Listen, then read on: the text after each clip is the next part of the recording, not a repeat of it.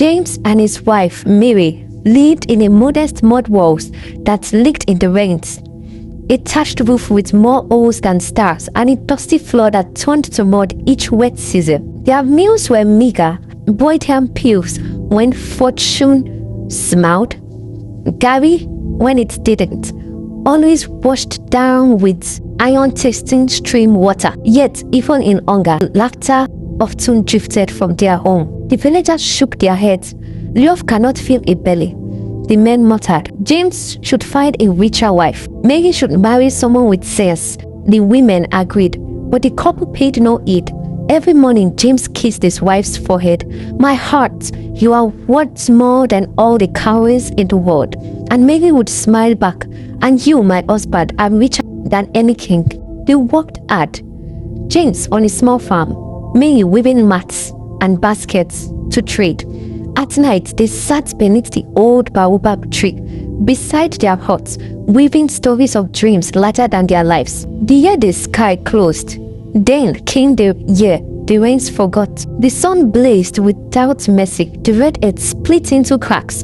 The forest shed its leaves and streams dried to thin trickles. James' yam plants withered and hunger carved hollows in the faces of every villager. The wealthy packed their goods and left for the city. Even the chief abandoned his people, declaring, "Not even I can fight the sky." Only the very poor and the very stubborn remained. James and Mary were both. They lived on hope and the last drops of palm oil Mary had saved. Each dawn, James ventured into the dying forest, searching for wild roots or fruit, but even the trees seemed barren. One night, holding Mary's frail hands, he whispered, "Tomorrow I will go deeper into the forest than ever before. I must return with something, or not at all." Tears welled in Mary's eyes. "The ancestors will guide you, but promise me, whatever you find, remember who you are. Remember us." "I could never forget the sun that lights my world," James said. At first cockcrow, he set out with nothing but a knife, a water gouge, and his wife's prayers in his heart. He walked for hours beneath towering trees that swallowed the sun. Strange birds cried, unseen creatures rustled, and hunger gnawed at his stomach. By midday, he collapsed by a small stream, drinking greedily. Then he heard footsteps. A man emerged, no ordinary man. His robes shimmered like water. Gold bangles clinked on his wrists. His skin gleamed smooth, and his eyes held dizzying depths. "Peace be with you, farmer," the stranger said, his voice rich as honey. James bowed awkwardly. "Peace, sir. You are hungry. Your village suffers. Harder still for a man with a wife to protect." His piercing eyes softened. "I know you, James of the red head. I know your beautiful Mary, your empty bowls, your sleepless nights." James shivered. "How do you know my name? Who are you?" The man laughed. "I am a merchant, a trader in opportunities, and I have one for you. Land beyond measure, cattle without number, gold enough to buy kings." James' heart pounded. "And what must I give?" "Such a small thing," the stranger said smoothly. "Leave your wife, marry my daughter, more beautiful than dawn. She comes with all I have promised." The forest fell silent. "Leave my wife?" James whispered. "What has love brought you but hunger and shame?" The stranger pressed. "My daughter brings sons, wealth, and honor. Your wife will understand eventually." Visions rose in James' mind. Himself in fine robes, neighbors bowing, Mary's sorrowful face. He faltered. "I need time." "Tomorrow at sunset," the man said. "Choose wisely." And in a blink, he vanished, leaving only the scent of rich perfume. Back in the village, Mary bore her own trials. Women whispered cruelly. "He has run away," one said. "Boarded a bus to Lagos," another added. Children mocked her in a song. "Mary's husband ran away, Mary's husband ran away." But each night she lit a palm oil lamp, whispering to the ancestors, "Bring him home safely." Even with empty hands, "Bring him home." Meanwhile, each evening the stranger returned to James, showing visions of plantations, gold, and ivory halls. Your white grows thinner. She couldn't marry a wealthy man.